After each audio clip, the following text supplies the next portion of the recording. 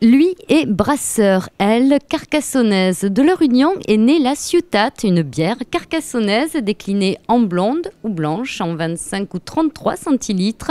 Dans une région viticole comme la nôtre, on oublie souvent qu'il existait dans l'Aude jusque dans les années 50 de très grands brasseurs. Aujourd'hui, Xavier Benoît a repris la tradition à son compte en aromatisant ses bières au goût du jour. Alors nous avons voulu donner à nos bières une typicité d'Europe centrale pour plusieurs raisons, par goût personnel, mais surtout parce que ici sur Carcassonne, nous sommes dans des régions un peu plus fraîches que la Belgique notamment ou le nord de la France, et il y a une demande plus prononcée pour des bières légères, ce qu'on appelle communément, et c'est pas péjoratif, des bières de soif.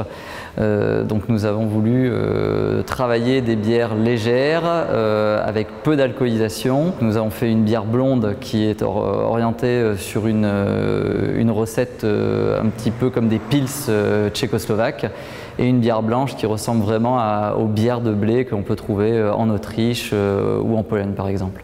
Et c'est dans des locaux réaménagés zone de la Bourriette que Xavier Benoît et sa femme Désirée réalisent eux-mêmes leur bière du début à la fin de la transformation.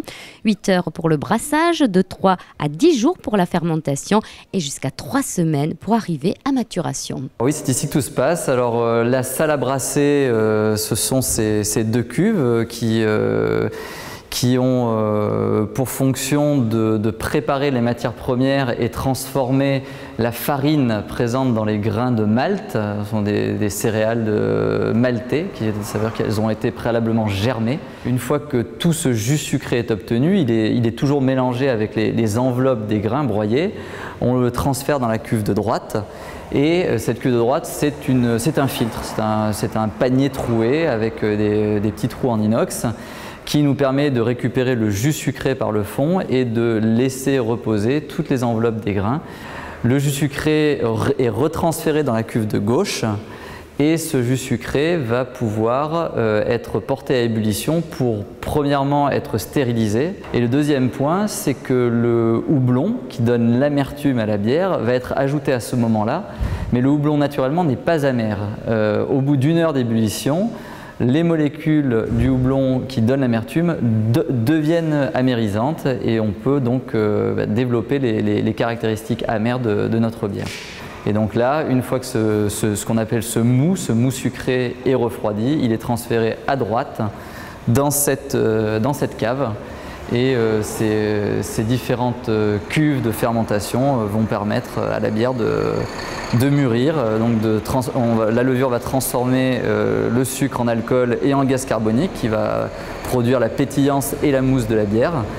Et une fois que cette levure aura fait ce travail-là, on va redescendre la température tout doucement jusqu'à 2 voire 1 degré.